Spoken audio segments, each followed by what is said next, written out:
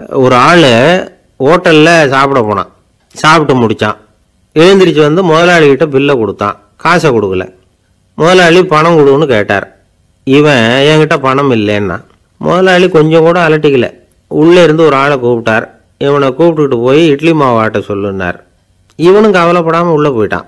அப்போது அழைச்சிட்டு போகிற ஆள் கேட்குறான், ஏன் சார் சாப்பிட்றதுக்கு முன்னாடி காசு இல்லைங்கிறது உங்களுக்கு தெரியாதா அப்படின்னு கேட்குறான். தெரியும், காசு இல்லைங்கிறதும் தெரியும், காசு இல்லாமல் சாப்பிட்டா மாவாட்டணுங்கிறதும் தெரியும் அப்படின்னா அந்த ஆள். அப்படின்னா நீங்கள் உங்கள் வீட்லேயே சாப்பிட்ருக்கலாமே அப்படின்னு கேட்குறான் அவன். அதுக்கு இவர் சொல்கிறாரு, அது எப்படி, அங்கே சாப்பிட்டாலும் நான் இதே வேலையை தானே செய்ய வேண்டியிருக்கும் அப்படின்னாரான். ஒரு ஊரில் ஒரு மன்னன் இருந்தான், கொடுங்கோல் மன்னன். நிறைய தொந்தரவு பண்ணிக்கிட்டு இருந்தான்.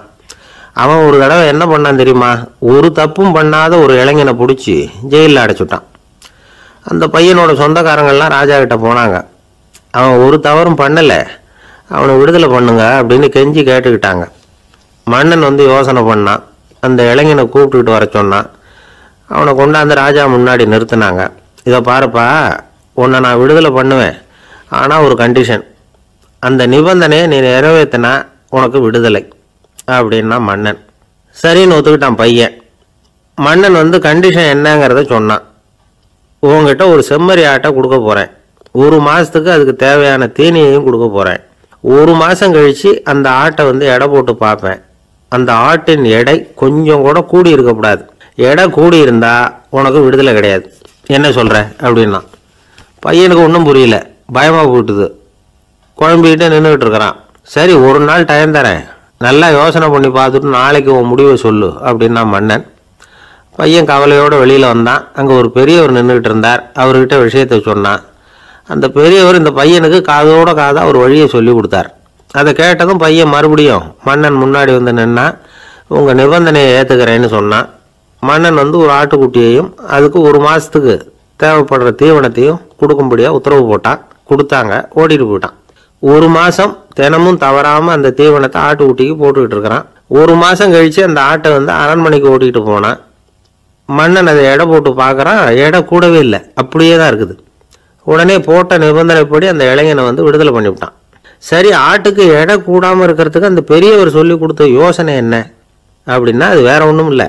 அந்த ஆட்டுக்கு எதிரில் அது கண்ணில் படுற மாதிரி ஒரு ஓநாயை கட்டி போட சொன்னார். அவ்வளவுதான். ஆட்டுக்கு ஓநாய்ங்கிறது பிறவி பகை. ஓநாயை பார்த்தா ஆடு நடுங்க ஆரம்பிச்சிடும், அவ்வளவு பயம். தினமும் அந்த ஆடு பயந்துக்கிட்டே தீனி சாப்பிட்டுது, எடை கூடல. அதுதான் ரகசியம். இது வந்து சின்ன பிள்ளைங்களுக்கான ஒரு கதை.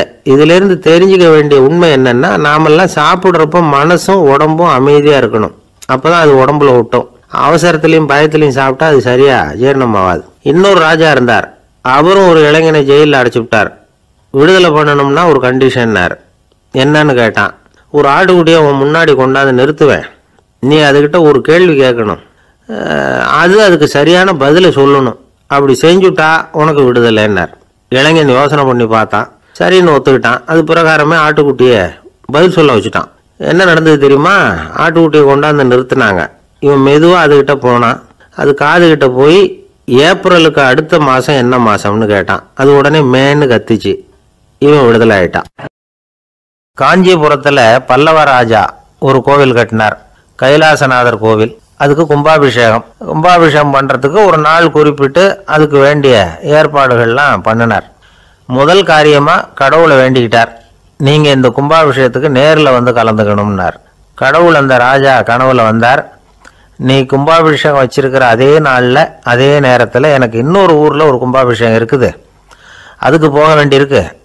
அதாவது திருநின்ற ஊரில் என்னுடைய பக்தர் ஒருத்தர், அவரும் ஒரு கோயில் கட்டி கும்பாபிஷேகம் செய்கிறார், நான் அதுக்கு போக வேண்டியிருக்கு, அதனால் உன்னுடைய தேதியை நீ மாற்றி வச்சுக்கோ அப்படின்னார். கடவுள் தான் எங்கேயும் இருக்கிறவராச்சே, அவர் நினச்சா 2 இடத்துலையும் இருந்து கோயில் கும்பாபிஷேகத்தை நடத்த முடியாதா? ஏன் அப்படி செய்யலை? அது ஒரு முக்கியமான காரணத்துக்காகத்தான்.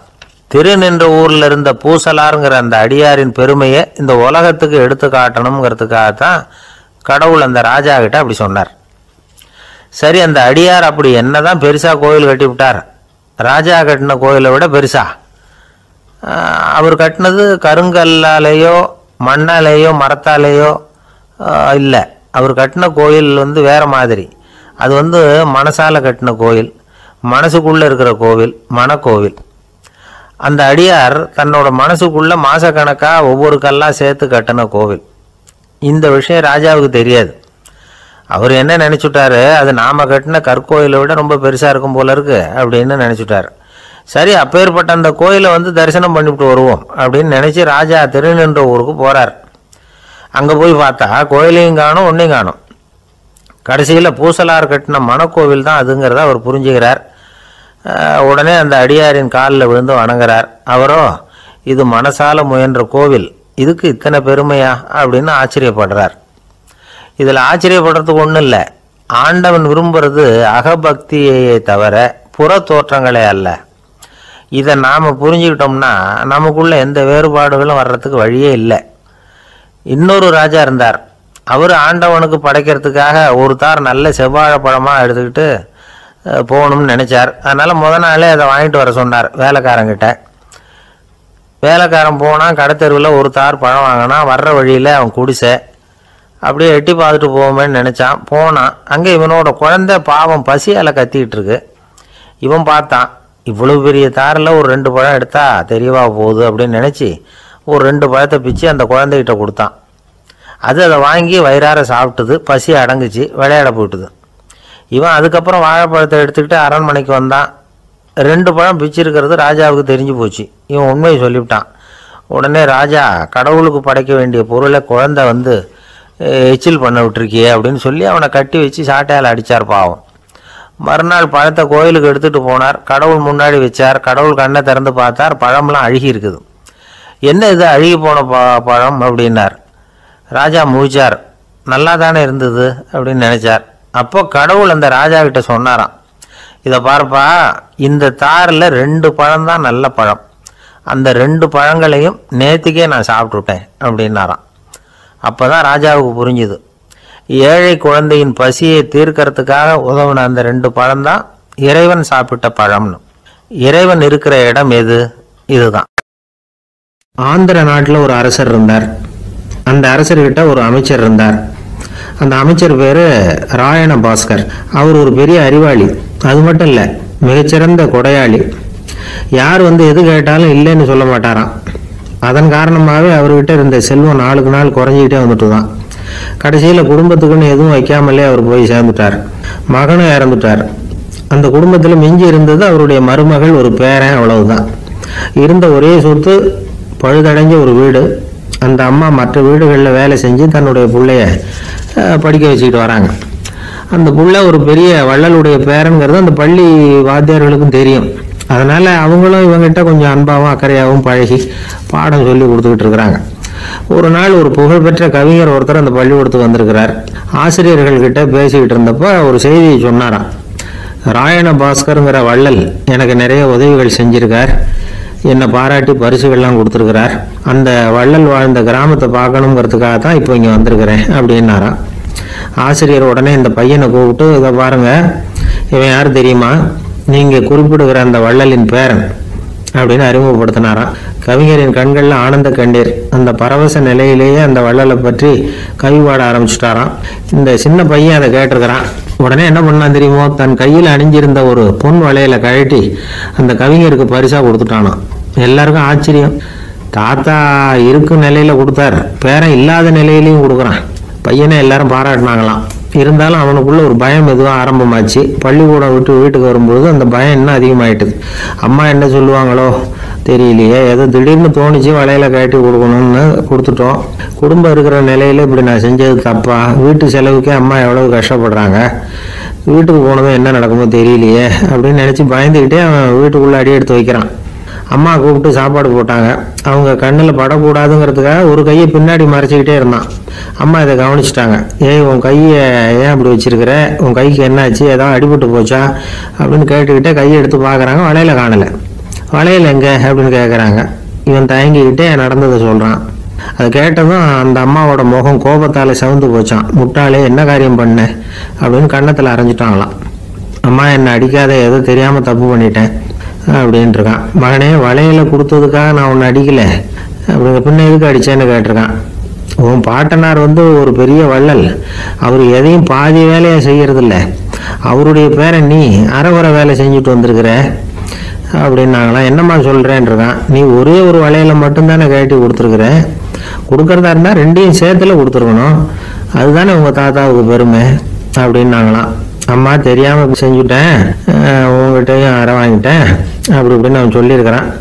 இப்போ அம்மா கொஞ்சம் இருங்க, அந்த கவிஞர் இன்னைக்கு நம்ம ஊரில் தான் தங்கியிருப்பார், நாளைக்கு காலையில் தான் அவர் வந்து எங்கே இருக்காருன்னு விசாரித்து இன்னொரு வளையலையும் கொடுத்துட்றேன் அப்படின்ட்டுருக்கான். மகனே, நல்ல செயல்களையெல்லாம் நாளைக்குன்னு ஒத்தி போடாத, நாளைக்கு என்ன நடக்குங்கிறது யாருக்கு தெரியும், இப்போவே போ, எங்கே இருக்காருன்னு பாரு அப்படின்ட்டுருக்காங்க.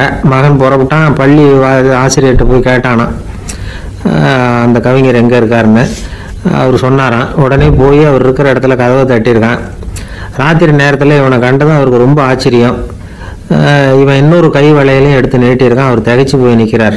அவரால் என்ன பண்ணுறதுன்னே தெரியல, ஆனந்த கண்ணீர். இது வந்து பெரியவர்கள் கூற கேட்ட ஒரு வரலாறு. இன்னைக்கு இப்படிப்பட்டவங்களை பார்க்க முடியுமா? வறுமை வந்து வள்ளல் தன்மையை ஒன்று செய்து விடாதுங்கிறதுக்கு இது ஒரு உதாரணம். ஒருத்தன் இன்னொருத்தனை பார்த்து கேட்டானா, எங்கள் தாத்தா உங்கள் தாத்தாவுக்கு 100 ரூபா கடன் கொடுத்துருக்கிறார், அதை எப்போ திருப்பி கொடுக்க போகிறேன்னு. கவலைப்படாத, எங்கள் பேரன் அதை உங்கள் பேரன்ட்ட திருப்பி கொடுத்துருவான் அப்படின்னு அவன். ஒரு ஊரில் ஒரு மன்னர் இருந்தார், புத்தி கூர்மை உள்ள ஒரு மன்னர். பொதுவாக மன்னர்களுக்கு சந்தேகம் வந்தால் சபையில் உள்ள சான்றோர்கள்கிட்ட கேட்டு தெரிஞ்சுக்கிறது தானே வழக்கம். ஆனால் இங்கே அப்படி இல்லை. மற்றவங்களுக்கு சந்தேகம் வந்தால் மன்னர்கிட்ட வந்து கேட்டு தெரிஞ்சுக்குவாங்க. அது மாதிரி கேட்டு தெரிஞ்சுக்கிறதுக்காக ஒரு பெரியவர் ஒரு நாள் வந்தார். அவர் கையில் 3 பொம்மைகள் வச்சுருந்தார். 3 ஒரே மாதிரி பொம்மைகள், கொஞ்சம் கூட வித்தியாசம் தெரியல. ஏது இந்த பொம்மைன்னு கேட்டார் மன்னர். எனக்கு வேண்டியப்பட்ட ஒருத்தங்கிட்ட இருந்து இதை வாங்கிட்டு வந்திருக்கிறேன், நான் தான் அவன்கிட்ட இந்த பொம்மையை செஞ்சு கொடுக்க முடியா கேட்டுக்கிட்டேன். அவன் ரொம்ப புத்திசாலி, அவன் தான் இதை செஞ்சு கொடுத்தான், ஆனால் அதில் ஒரு சிக்கல் அப்படின்னார். என்ன பிரச்சனைன்னு கேட்டிருக்காரு இவர். நான் அவன்கிட்ட கேட்டது 3 விதமான பொம்மைகளாக இருக்கணும்னு கேட்டேன், அவன் என்னடான்னா 3 ஒரே மாதிரியாக செஞ்சு கொடுத்துட்டான் அப்படின்னார். அவங்ககிட்டயே கேட்கறது தானே அப்படின்ட்டு இருக்காரு இவர். கேட்டேன், அவன் என்ன சொல்கிறான்னா இது 3 ஒரே மாதிரி பொம்மை கிடையாது, 3 விதம், ஒன்றுக்கு ஒன்று வித்தியாசம் இருக்குது. இந்த 3 பொம்மையும் 3 விதமான நண்பர்களுக்கு உதாரணங்கள் அப்படின்னு சொல்கிறான். எனக்கு ஒன்றும் புரியல, அதுதான் உங்ககிட்ட வந்தேன் அப்படின்னார். சரி, அந்த பொம்மைகளை இப்படி கொடுங்க அப்படின்னு வாங்கினார் மன்னர். எடுத்துக்கிட்டு உள்ளே போனார். கொஞ்ச நேரம் கழித்து வெளியில் வந்தார். அதுக்கப்புறம் சொன்னார், இப்போ பாருப்பா, அவன் சொன்னது சரிதான், 3 விதம் தான். இது இருக்குது முதல் பொம்மை, இது வந்து உத்தமமான நண்பனுக்கு உதாரணம். இந்த 2வது பொம்மை வந்து இது வந்து மத்தியமமான நண்பனுக்கு உதாரணம். அந்த 3வது பொம்மை இருக்குதே அது வந்து மோசமான நண்பனுக்கு உதாரணம். இதை செஞ்சவன் உண்மையிலேயே பெரிய அறிவாளி தான் அப்படின்னாராம். வந்தவருக்கு ஒன்றும் புரியல. பார்த்தா ஒன்றும் வித்தியாசம் தெரியலையே அப்படின்னு அவன் குழம்பி போய் நிற்கிறான். இப்போ அந்த மன்னர் வந்து விளக்கம் கொடுக்குறார். அந்த 3 பொம்மையையும் எடுத்து முன்னாடி வச்சார். ஒரு மெல்லிய கம்பியை கையில் எடுத்தார். அந்த முதல் பொம்மை காதில் விட்டார். கொஞ்ச தூரம் உள்ளே போய் அப்படியே நின்றுட்டுது அந்த கம்பி. அப்புறம் 2வது பொம்மை காதில் அந்த கம்பியை விட்டார். அந்த கம்பி என்னாச்சுன்னா அப்படியே அது வாய் வழியாக வெளில வந்தது. 3வது பொம்மை காதில் கம்பியை செலுத்தினார். அது நேராக இன்னொரு காது வழியாக வெளியில் வந்தது. இப்போ இந்த முதல் வகை இருக்குதே, அது மாதிரியான நண்பர்கள் எப்படி தெரியுமா? நம்ம கஷ்டத்தை அவங்கக்கிட்ட சொன்னால் பேசாமல் கேட்டுக்குவாங்க. வெளியில் அதை யாருக்கிட்டையும் சொல்லிகிட்டு இருக்க மாட்டாங்க. வெளியில் தெரியாமல் நமக்கு உதவி பண்ணுவாங்க.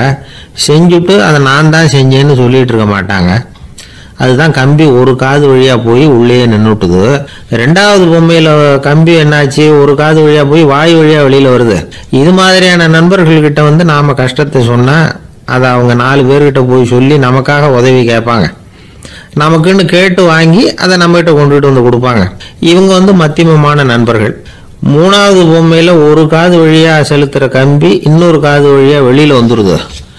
இது மாதிரியான நண்பர்கள்கிட்ட நம்ம கஷ்டத்தை சொன்னால் அவங்க காது கொடுத்து கேட்கறது மாதிரி நடிப்பாங்க. அப்படியே இன்னொரு காது வழியாக அதை வெளில விட்டுருவாங்க. அதை பற்றி கவலைப்பட மாட்டாங்க. இதுதான் இந்த பொம்மைகளுக்குள்ளே இருக்கிற வித்தியாசம் அப்படின்னு விளக்கம் கொடுத்தாராம் மன்னர். படிக்கிற பிள்ளைங்கள்லேயே இது மாதிரி 3 வகை உண்டு. சில பேர் காதால் வாங்கி மனசில் வச்சுக்குவான். சில பேர் காதால் வாங்கி பேனாவால் எழுதி விடுவான். சில பேர் ஒரு காதால் வாங்கி இன்னொரு காதால் வெளியில் விட்டுருவான்.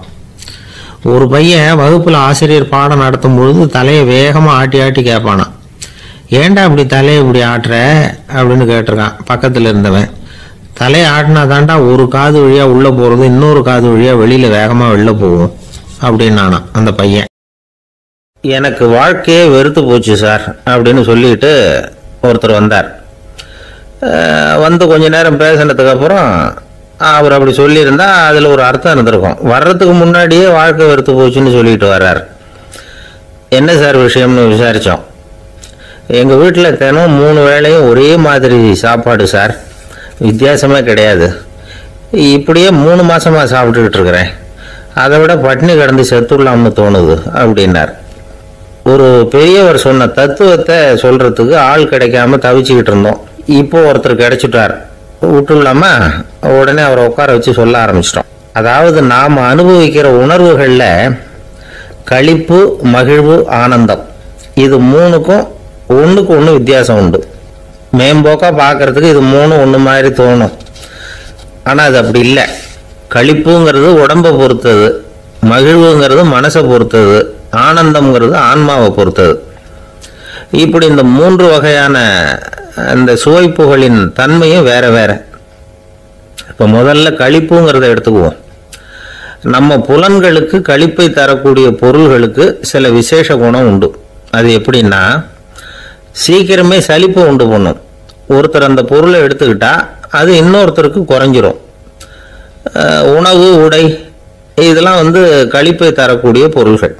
இப்போ உதாரணத்துக்கு ஒரு சாப்பாட்டு மேசையில் ஒரு பாத்திரத்தில் 10 இட்லி இருக்குது. அதில் ஒரு 2 இட்லியை நம்ம தட்டில் எடுத்து வச்சு சாப்பிட்றோம். நாம் சாப்பிட்ட அந்த இட்லி நிச்சயமாக எதிரில் உட்காந்துருக்கிறவருக்கு இல்லை, அவருக்கு உபயோகப்படாது. நாம் சாப்பிட்ட அதே இட்லியை அவரும் சாப்பிட முடியாது, அவர் வேற தான் எடுத்து வச்சுக்கணும். அது மாதிரி நாம் ஒரு சட்டையை எடுத்து போட்டுக்கிறோம், அதே சட்டையை அதே நேரத்தில் இன்னொருத்தர் போட்டுக்க முடியாது. புலன்களுக்கு களிப்பை தரக்கூடிய இது மாதிரி பொருள்கள்லாம் முதல் தடவை நமக்கு கொடுக்குற களிப்பை 2வது தடவையும் கொடுக்காது. 3வது தடவை இன்னும் குறையும், கடைசியில் வெறுப்பாக மாறிடும். ஒவ்வொன்றா இட்லியை தொடர்ந்து சாப்பிட்றோம்னு வச்சுக்கோங்க, முதல் இட்லி தரக்கூடிய சுவையை 30வது இட்லி தராது. முதல் தடவை புது சட்டையை போட்டுக்கிறப்போ நமக்கு இருக்கிற களிப்பு அதே சட்டையை 100வது தடவையாக போட்டுக்கிறோம்னு வைங்க, அப்போ இருக்குமா? இருக்காது.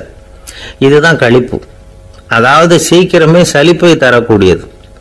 ஒருத்தர் எடுத்துக்கிட்டால் இன்னொருத்தருக்கு குறைஞ்சி போகக்கூடியது. ஆனால் மகிழ்ச்சிங்கிறது அப்படி இல்லை. ஒருத்தர் அனுபவிக்கிறதுனால இன்னொருத்தருக்கு குறைஞ்சி போகாது. இப்போ காலையில் சூரியன் உதயம் ஆகிறத பார்த்து சந்தோஷப்படுறோம், அதையே இன்னொருத்தரும் பார்த்து சந்தோஷப்படலாம்.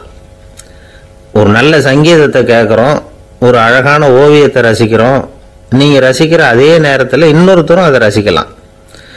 அதனால் அது குறைஞ்சி போகிறதில்ல. இது மகிழ்வு. ஆனால் ஒன்று, ஒரே பாடலை திரும்ப திரும்ப கேட்டுக்கிட்டு இருந்தால் கடைசியில் அலுப்பு தட்டும். அதாவது மகிழ்வுங்கிறது எப்படின்னா, மற்றவங்களோட பகிர்ந்து கொள்றதுனால குறையாது. ஆனால் ஒரே பொருள் மீண்டும் மீண்டும் அனுபவிப்பை தர்றப்போ முதல்ல மகிழ்வு அதிகரித்து அதுக்கப்புறம் அது மங்கி மறைஞ்சு போடும். இதுதான் அந்த மகிழ்வுங்கிறதுக்கு இலக்கணம். சரி, இப்போ 3வதாக சுகம் தரக்கூடிய ஆனந்தம்ங்கிறது எப்படின்னா, இது நமக்கு உள்ளே இருந்து சுரக்கிறது. மனசு சலனங்கள்லேருந்து விடுபடுறப்போ இந்த ஆனந்தம் நமக்கு கிடைக்கும். இது நிலையான சுகம், ஆத்ம சுகம். களிப்பிலிருந்து மகிழ்வுக்கும் மகிழ்விலிருந்து ஆனந்தத்துக்கும் செல்றது தான் மனிதன் நடத்த வேண்டிய முக்கியமான பயணம். இவ்வளவு விஷயத்தையும் கேட்டுட்டு இந்த காலத்து பையன் ஒருத்தன் வந்தான். சார், இப்போ நீங்கள் ஒரு சாப்பாட்டு மேசையில் ஒரு 10 இட்லி வைக்கிறீங்க, என்ன உட்கார வைங்க, எதிரில் இன்னொருத்தனை உட்கார வைங்க, நான் களிப்பு மகிழ்வுலாம் தாண்டி நேரடியாக ஆனந்தத்துக்கு பயணம் பண்ணி காட்டுறேன் அப்படின்னா. ஒன்றும் புரியல அவன் சொன்னது. அது எப்படி, என்ன பண்ணுவ நீ அப்படின்னு சொல்லி கேட்டோம் ஆச்சரியமா. 2 இட்லி சாப்பிட்டா தானே சார் களிப்பு, நான் 10 இட்லியும் மொத்தமாக சாப்பிட்ருவேன், அடுத்தவனுக்கு எதுவும் கிடைக்காது, அவனுக்கு கிடைக்காதபடி நாமே சாப்பிட்டுடுறோம்ல, அதுதானே நமக்கு ஆனந்தம் அப்படின்னு அதுக்கு ஒரு விளக்கம் சொல்கிறான். இந்த உலகத்தில் மனுஷன் எவ்வளவோ தவறுகள் செய்கிறான். அதுக்கெல்லாம் என்ன காரணம்? அதை பற்றின ஆராய்ச்சி தான் இன்னைக்கு. இதுக்கு ஆராய்ச்சி என்னத்துக்கு, அது தெரிஞ்ச விஷயம் தானே அப்படின்னு நீங்கள் நினைக்கலாம். ஆனால் அப்படி அலட்சியமாக இந்த விஷயத்தை விட்டுறக்கூடாது. பொதுவாக எல்லோரும் நினைக்கலாம், எது சரி எது தவறு அப்படின்னு தெரியாததுனால தான் மனுஷன் தப்பு பண்ணுறான் அப்படின்னு. ஆனால் அப்படி சொல்லிட முடியாது. மனுஷன் தெரிஞ்சே தான் தவறுகள் பண்ணுறான். இப்போ உதாரணத்துக்கு ஒரு சாலையில் இடது பக்கம் போக வேண்டிய ஒருத்தர் நடுக்கோட்டை தாண்டி வலது பக்கமாக வண்டியை ஓட்டிகிட்டு போகிறாருன்னு வச்சுக்கோங்க. என்னப்பா இது தப்பு இல்லையா அப்படின்னு அவர்கிட்ட கேட்டால், அதெல்லாம் எனக்கு தெரியும், நீ உன் வேலையை பார்த்துட்டு போ அப்படிம்பார். வலது பக்கமாக போகிறது தப்புன்னு தெரிஞ்சே தான் அவர் அப்படி செய்கிறார், அப்படி போகிறார். பெரிய உத்தியோகத்தில் இருக்கிறவங்க கூட லஞ்சம் வாங்குறாங்க. அவங்களுக்கெல்லாம் லஞ்சம் வாங்குறது தப்புன்னு தெரியலன்னு அர்த்தம். திருடுறது தப்புன்னு தெரியாமலாம் மனுஷன் திருடுறான், நல்லாவே தெரியும். நீங்கள் வேணும்னா கேட்டு பாருங்கள், வேறு வழி இல்லை அதனால தான் திருடுறேன்பா. திருடுறது ஒரு புண்ணியமான காரியம்னு திருடனே கூட சொல்ல மாட்டான். திருடுறது தவறுங்கிறது திருடனுக்கு தெரியும் அப்படிங்கிறத விளக்கிறதுக்காக ஒரு பெரியவர் ஒரு கதை சொன்னார். அதாவது 2 திருடர்கள் 2 பேரும் சேர்ந்து ஒரு வீட்டுக்கு போய் ஒரு 10,000 ரூபாயை திருடிட்டு வந்துடுறாங்க. ஒரு காட்டு வழியாக வந்துக்கிட்டு இருக்கிறாங்க. இன்னும் விடியல. 2 பேருக்கும் தூக்கம் கண்ணை சுற்றுது. சரி, இப்படியே ஒரு மரத்தடியில் படுத்து தூங்குவோம், காலையில் விடிஞ்சதும் இந்த பணத்தை 2 பேரும் பங்கு போட்டுக்குவோம் அப்படின்னு முடிவு பண்ணுறாங்க. அதே மாதிரி படுத்து தூங்குறாங்க. நடு ராத்திரியில் ஒரு திருடன் முழிச்சுக்கிறான். விடிகிற வரைக்கும் காத்துக்கிட்டு இருந்தால் 5,000 ரூபா தான் கிடைக்கும், இப்போவே கம்பி நீட்டினா 10,000 ரூபா கிடைக்கும் அப்படின்னு யோசித்து பார்த்துட்டு ஒரு முடிவுக்கு வந்தான். மெதுவாக அந்த 10,000த்தையும் சுருட்டிக்கிட்டு அடுத்தவனுக்கு தெரியாமல் ஓடி போயிட்டான். விடியுது. அடுத்தவன் எழுந்திரிச்சு பார்க்குறான். பணத்தையும் காணலை, பாகஸ்தனையும் காணலை. இந்த திருடன் அந்த திருடனை திட்டுறான், திருட்டு பய, அயோக்கிய பய, இப்படி அநியாயமாக கிளப்பிட்டு போட்டானே அப்படிங்கிறான். இதுலேருந்து என்ன தெரியுது? தெரியாமல் எடுத்துக்கிட்டு போகிறது திருட்டு, அயோக்கியத்தனம், அநியாயம் அப்படிங்கிறது இவனுக்கு தெரிஞ்சிருக்குது. அதனால தான் அடுத்தவனை பார்த்து இப்படி திட்டுறான். அதனால் தெரியாததுனால மனுஷன் தவறு பண்ணுறான்னு சொல்கிறது சரியில்லை. அப்படின்னா மனுஷன் பண்ணுற தவறுகளுக்கு உண்மையான காரணம் தான் என்ன? இதே சந்தேகம் அர்ஜுனனுக்கும் வந்துதான். அதனால தான் அவன் பகவானை பார்த்து கேட்குறான், மனுஷன் தன் விருப்பத்துக்கு விரோதமாக ஏதோ ஒரு சக்தியினால பலாத்காரமாக இழுக்கப்பட்டது மாதிரி பாவம் பண்ணுறானே, அந்த சக்தி என்ன அப்படின்னு கேட்குறான். இதுக்கு பகவான் பதில் சொல்கிறார், காமமும் குரோதமும் தான் அந்த சக்திகள், அதாவது ஆசையும் சினமும். இது 2ம் உன்னுடைய எதிரிகள் அப்படிங்கிறத புரிஞ்சுக்கோ அப்படிங்கிறார். இன்னமும் நுணுக்கமாக பார்த்தா காமத்தினுடைய மறு உருவங்கள் தான் குரோதமும் லோபமும். ஆசை நிறைவேறலைன்னா குரோதம், அதாவது கோபம். ஆசை நிறைவேறிட்டதுன்னா லோபம், அதாவது பேராசை. பாவத்தை கண்ட்ரோல் பண்ணணும்னா அதுக்கு மெயின் சுவிட்ச் எது அப்படிங்கிறது இப்போ தான் தெரியுது. அதுக்கு மனுஷன் தெரிஞ்சே தான் தவறு பண்ணுறான் அப்படின்னு பேசிக்கிட்டோமே. அதுக்கு ஒரு உதாரணம், துஷ்டரை கண்டால் தூர விலகு, இப்படி ஒரு பழமொழி உண்டு. எதுக்காக இப்படி சொல்லி வச்சாங்க? துஷ்டன் ஏதாவது தொந்தரவு கொடுப்பான், அதனால் அவனை கண்டா பயந்துக்கிட்டு ஓடி ஒளிஞ்சிக்கோ அப்படின்னா இதுக்கு அர்த்தம் அப்படி இல்லை. ஒரு துஷ்டன்கிட்ட நெருங்கி போகிறோம்னு வச்சுக்கோங்க, அவன் நமக்கு கெடுதலான ஆலோசனைகள் எதையும் சொல்லலாம், அல்லது அவன் தீய உணர்வுகள் உள்ளவனாக இருக்கலாம், அல்லது தீய செயல்கள் செய்யக்கூடியவனாக இருக்கலாம், அல்லது தீய நட்புனால அவன் ஏற்கனவே கெட்டு போனவனாக கூட இருக்கலாம். இப்படிப்பட்டவனை நெருங்கி போனால் அவனோட பாதிப்பு நமக்கும் வந்துடும். அதனால் விலகி போ அப்படின்னு சொல்கிறாங்க. இதையே கொஞ்சம் விவரமாக இப்போ பார்ப்போமே.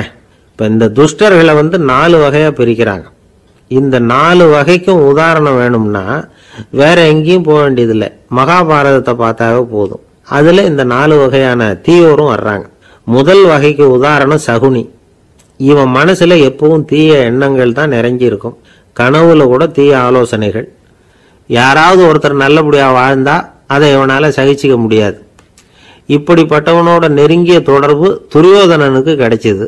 துரியோதனன் எப்படின்னா அவன் ஏற்கனவே தீய காரியங்கள் செய்யறதுக்கு தயங்காதவன். அப்படிப்பட்டவனுக்கு தீய போதனைகள் செய்யறதுக்கு சகுனி உதவுனான். இந்த 2 பேரோட சகவாசம் இன்னொருத்தனுக்கு கிடைச்சது. அவன் யாருன்னா துச்சாதனன். அவன் தீய நடத்தை உள்ளவன். இந்த 3 பேரும் ஒன்று சேர்ந்தா என்னத்துக்கு ஆகும்? உலகமே கெட்டு போடும்ல. இந்த 3 துஷ்டர்களோட நல்லவன் ஒருத்தன் சேர்ந்தான், அவன் தான் கர்ணன். கர்ணன் இயல்பாகவே உத்தம குணம் உள்ளவன். அவன் நல்லவங்களோட சேராமல் இப்படிப்பட்ட கெட்டவங்க கிட்ட நட்பு வச்சுக்கிட்டான். அதனால் அவனும் தீய செயல்களில் ஈடுபடுறது மாதிரி ஆயிடுது. துரியோதனனுடைய நண்பனா அவனுடைய ஆதரவில் வளர்ந்ததுனால அவனுக்கு துணையாக இருக்க வேண்டியிருக்குது அப்படின்னா. நட்பு உரிமையினால் உதவி புரிய வேண்டியது சரிதான், அது தப்புன்னு சொல்ல முடியாது. இருந்தாலும் தீய செயல்களுக்கு உதவி செய்கிறது சரியில்லை. புத்தி பலம் புஜ பலம் எல்லாம் இருந்தால் கூட தெய்வ பலம் இல்லைன்னா ஜெயிக்க முடியாது. கர்ணன் மகா வீரன், இருந்தாலும் கடைசியில் அவங்க கதி என்னாச்சு? அவங்ககிட்ட எல்லா நல்ல குணங்களும் இருந்தது, இருந்தாலும் ஏன் இப்படி ஆச்சு? தீயவர்களுடைய சேர்க்கை தான் காரணம். அவங்களோட சேர்ந்ததுனால இவனையும் அப்படியே நினைக்க ஆரம்பிச்சுட்டாங்கல்ல. 4 வகை துஷ்டர்களில் இவனும் ஒரு வகை அப்படின்னு சொல்ல ஆரம்பிச்சிட்டாங்க. அதாவது தீய ஆலோசனைக்கு சகுனி, தீய உணர்வுகளுக்கு துரியோதனன், தீய செய்கைக்கு துச்சாதனன், தீய நட்புக்கு கர்ணன். இப்படி உதாரணமாயிட்டான். அதனால தான் துஷ்டரை கண்டால் தூர விலகு அப்படின்னு சொன்னாங்க. அது புராண காலம்.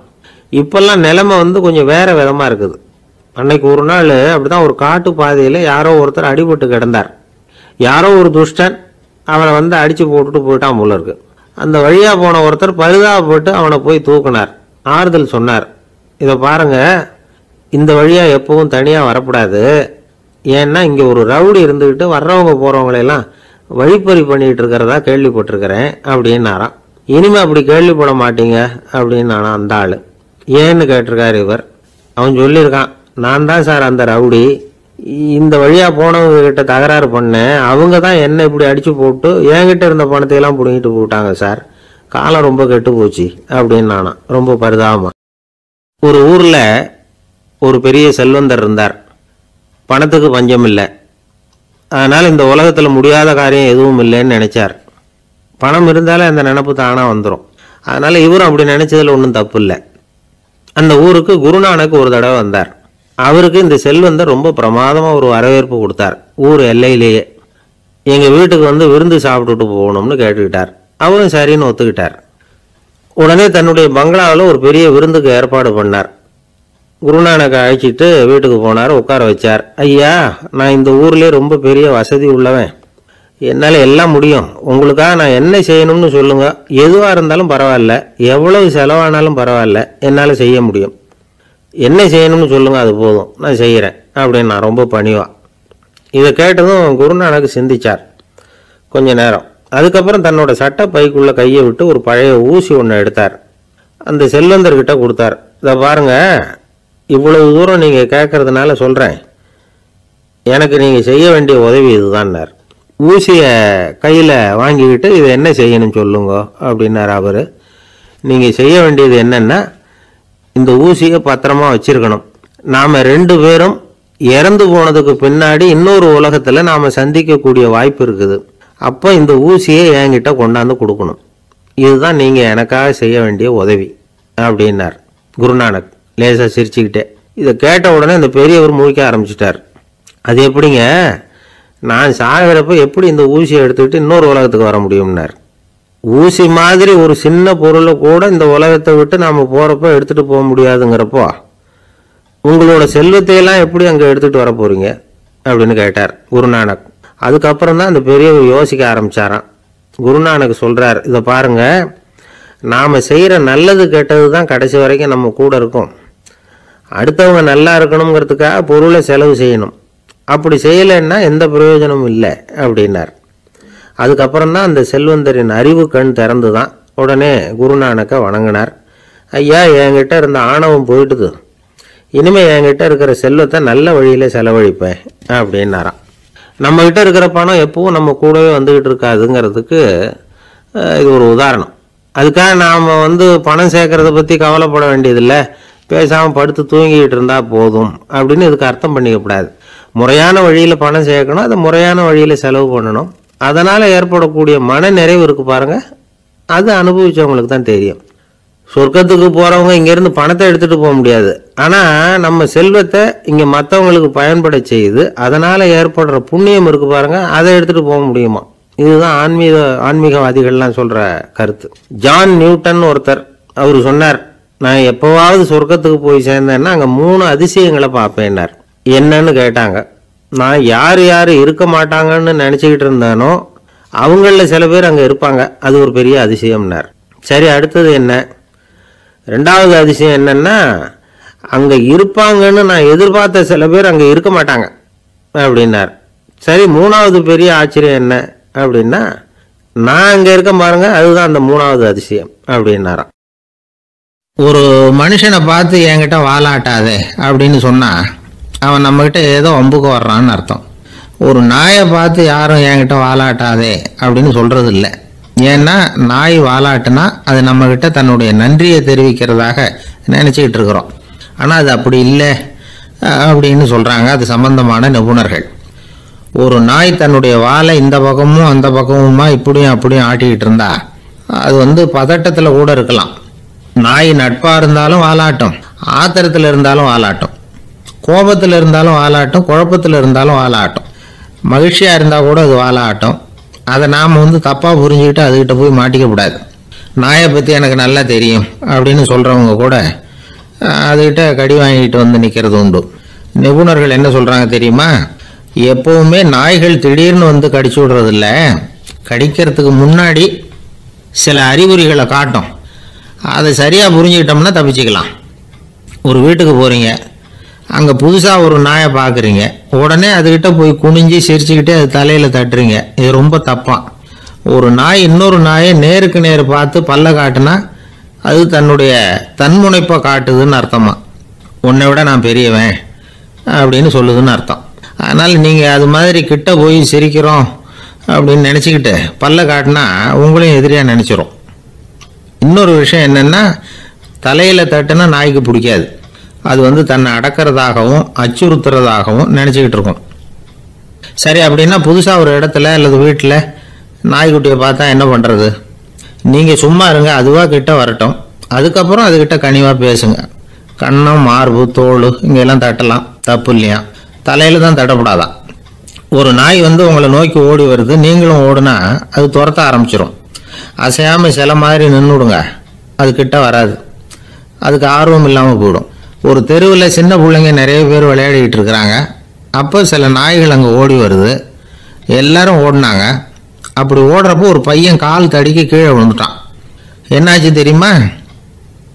துரத்திட்டு வந்த நாய்கள்லாம் கீழே விழுந்தவனை ஒன்றும் செய்யலை, அவன்கிட்டே போகல. ஓடிக்கிட்டு இருந்தாங்கல்ல பசங்க, அவங்கள துரத்திக்கிட்டு அவங்க பின்னாடி ஓடிச்சான். அதுதான் நாய்களுடைய சுபாவம். ஒரு நாய் நம்மளை நேருக்கு நேர் முறைச்சி பார்க்குதுன்னு வச்சுங்க, நாமளும் அதை முறைச்சி பார்க்கக்கூடாது. நாம் வேறு பக்கம் எங்கேயாவது பார்க்க ஆரம்பிச்சிடணும். ஒரு நாய் கோபமாக இருந்ததுன்னா அதோட வால் உறுதியாக நேராக நிற்கும். ஒரு நாய் பணிந்து போனால் அல்லது பயந்து போனால் அது தன்னோட வாலை காலுக்கு நடுவில் வச்சுக்கும். ஒரு நாய் நம்மளை பார்த்து பயந்து நிற்கிதுன்னு வச்சுங்க, அதனால் நமக்கு ஆபத்து இல்லைன்னு நினச்சிடக்கூடாது. உங்களை பார்த்துட்டு ஒரு நாய் ஒடுங்குச்சுன்னா நீங்கள் விலகி போயிடணும் அப்படின்னு அது நினைக்குது. நிறைய பேர் பயந்து போன நாயால் கடிபடுறாங்க. இவன் நம்மளை விட பெரிய ஆள், மாட்டிக்கிட்டோம், வேறு வழி இல்லை அப்படிங்கிற நினப்பில் தான் நாய் கடிக்க ஆரம்பிக்குதான். இதே மாதிரி சங்கிலியால் கட்டி போடப்பட்டிருக்கிற நாயும் ஆபத்தானது தான். தொடர்ந்து கட்டி போட்டிருந்தா காலப்போக்கில் அது ஒரு மாதிரி ஆகிடும். நாய் குழந்தைகளை கடிக்காது அப்படின்னு சில பேர் சொல்லுவாங்க. அதுவும் ஒரு தவறான நம்பிக்கை. அதனால் சின்ன குழந்தைகளை தனியாக நாயோட விளையாட விடக்கூடாது. ஆகக்கூடி நாயை பற்றி நிறைய விஷயம் புரிஞ்சுக்க வேண்டியிருக்குது. ஒருத்தர் தன்னுடைய நண்பர் வீட்டுக்கு போயிருந்தார். அவசியம் எங்கள் வீட்டில் சாப்பிட்டுட்டு தான் போகணும் அப்படின்னு ரொம்ப அன்பாக சொல்லிவிட்டார். அதை மீற முடியல இவரால். சரின்னு உட்காந்துட்டார். சாப்பாடு போட்டாங்க, சாப்பிட ஆரம்பித்தார். அவங்க வீட்டில் கட்டி போட்டிருந்த நாய்க்குட்டி இவர் சாப்பிட்றத முறைச்சி பார்த்துது. ஏன் இப்படி என்ன இது முறைச்சி பார்க்குது உங்கள் வீட்டு நாய்க்குட்டி அப்படின்னு அவர் கேட்டார். அப்போ அவங்க சொன்னாங்களாம், அதுக்கிட்ட ஒரு கெட்ட பழக்கங்க, தன்னோட தட்டில் யார் சாப்பிட்டாலும் அது அப்படி தான் முறைச்சி பார்க்கும் அப்படின்னாரா அவர். இன்பம் துன்பம் இது ரெண்டும் சேர்ந்தது தான் வாழ்க்கை. இது எல்லாரும் சொல்லிகிட்டு இருக்கிற ஒரு உண்மை. அது சரி, இது ரெண்டும் வர்றதுக்கு என்ன காரணம்? துறவி ஒருத்தர் யோசிச்சு பார்த்துருக்கார். இன்ப துன்பம் தோன்றுவதற்கு முக்கியமாக 6 காரணங்கள் உண்டு அப்படிங்கிறார் அவர். அது என்னங்கிறத நாமளும் தெரிஞ்சு வச்சுக்குவோமே. இப்போ முதல் காரணம் சுயநலம். ஒரு தாயார் தன்னுடைய சுயநலம் கருதி தன்னுடைய மகன் இன்பமாக இருக்கணும்னு ஆசைப்படுறாங்க. மகனும் அப்படியே ஆசைப்படுறான். அதனால் தாயாரின் இன்ப துன்பங்களை பார்த்துட்டு மகனும் இன்ப துன்பம் அடையிறான். அந்த அம்மாவுக்கும் அதே நிலைமை தான். 2வது காரணம் உறவு. நான் துறவியான பிறகு கூட உறவுங்கிற காரணத்தினால தான் தாயாருடைய சுக துக்கங்களை கண்டு நானும் சுக துக்கம் அடைகிறேன். என் தாயாருடைய நிலைமையும் இதுதான் அப்படிங்கிறார் ஒரு துறவி. 3வது காரணம் என்னன்னா அறிமுகம். எனக்கு அறிமுகமான ஒருத்தரை ரயில் நிலையத்தில் சந்திக்கிறேன். அவர் தன்னுடைய பணப்பையை எங்கேயோ தொலைச்சி விட்டு வருத்தப்பட்டுக்கிட்டு இருக்கிறார். நானும் வருத்தப்படுறேன். அந்த சமயத்தில் யாரோ ஒருத்தர் இதுதானே அவங்க பணப்பை அப்படின்னு சொல்லி கொண்டாந்து நீட்டுறார். பணப்பையை தொலைச்சவர் சந்தோஷப்படுறார், நானும் சந்தோஷப்படுறேன். இது அந்த துறவி சொல்கிற அனுபவம். 4வது காரணம் என்னென்னா கருணை. எனக்கு முன்னே பின்ன தெரியாத ஒருத்தனை யாரோ ஒருத்தன் அடித்து காயப்படுத்தி போடுறான். கருணை காரணமாக நான் அதுக்காக துக்கப்படுறேன். 5வது காரணம் எதையும் நம்புறது. ஒரு பசுமாட்டை ஒரு முரணை அடிச்சுக்கிட்டு இருக்கிறான் அப்படின்னு ஒருத்தர் வந்து நம்மகிட்ட சொல்கிறாருன்னு வைங்க, உடனே நான் துக்கப்படுறேன். இன்னொருத்தர் வந்து அந்த முரணனை போலீஸ்காரங்க பிடிச்சிட்டு போயிட்டாங்கன்னு சொல்லி சொல்கிறாரு, நான் உடனே சந்தோஷப்படுறேன். 3வதாக ஒருத்தர் வந்து முதல் 2 பேரும் சொன்னது பொய்யுங்கிறார். அப்போ நான் இன்ப துன்பம் ரெண்டுமே இல்லாமல் நிம்மதியாக இருக்கிறேன். இது ஒரு விதம். அடுத்தது 6வது காரணம் என்னென்னா தன்மயமாகுதல். ஒரு நாவல் படிச்சுக்கிட்டு இருக்கிறோம், அதில் வர்ற பாத்திரங்களோட நாம் ஒன்றி போயிடுறோம். அதில் வர்ற பாத்திரங்கள் சிரிச்சுதுன்னா நாமளும் சிரிக்கிறோம், அது அழுதுன்னா நாமளும் அழறோம். அதெல்லாம் வந்து அந்த துறவி சொல்கிற அனுபவ உண்மைகள். இன்ப துன்பம் இது ரெண்டும் தோன்றுவதற்கு சுயநலம், உறவு, அறிமுகம், கருணை, எதையும் நம்புறது, தன்மயமாகிறது, இது எல்லாம் தான் முக்கிய காரணம் அப்படின்னு அவர் சொல்கிறார். ஆக கூடி ஒட்டு மொத்தமாக யோசனை பண்ணி பார்த்தா பிற பொருள்கள் மீது பற்றுதல் காரணமாக தான் நாம் வந்து இன்ப துன்பம் அடைகிறோம் அப்படிங்கிறத புரிஞ்சிக்க முடியுது. மனுஷன் வந்து இன்ப துன்பம் அடைகிறதுக்கு 7வது காரணம் கூட ஒன்று உண்டு அப்படின்னு சொல்லிகிட்டே வந்தார் ஒருத்தர். அது என்ன அப்படின்னு கேட்டோம். அதுதான் சார் இந்த நீங்கள் சொல்லிட்டு வர்ற இன்று ஒரு தகவல்னார். எப்படி சொல்கிறீங்கன்னு கேட்டோம். இன்று ஒரு தகவல் கேட்க ஆரம்பிக்கிறப்போ மனசில் இன்பம், ஆரம்பித்த உடனே இது ஏற்கனவே கேட்ட சமாச்சாரமாச்சே அப்படின்னு நினைக்கிறப்போ துன்பம் அப்படின்னு அதுக்கு ஒரு விளக்கம் கொடுத்தார் அவர். இன்றைக்கு பல பேர் வந்து உயில் எழுதி வைக்கிறாங்கல்ல. இந்த உயில்னா என்ன? அதாவது ஒரு நபர் தனக்கு பின்னாடி தன்னுடைய சொத்துக்கள் யாருக்கு போய் சேரணும்னு நினைக்கிறாரோ அந்த நினைப்பை சட்டப்படி உறுதிப்படுத்துறது தான் உயில். சரி, உயிலை வந்து யார் எழுதலாம்? 18 வயசு பூர்த்தியான யாரும் உயில் மூலமாக சொத்துக்களை விநியோகிக்கலாம். கண் பார்வை இல்லாதவங்க, காது கேளாதவங்க, வாய் பேச முடியாதவங்க, இவங்கெல்லாம் கூட உயில் எழுதி வைக்கலாம். புத்தி சுவாதீனம் இல்லாதவங்க கூட சில சமயம் புத்தி தெளிவாக இருந்தால் உயில் எழுதலாமா.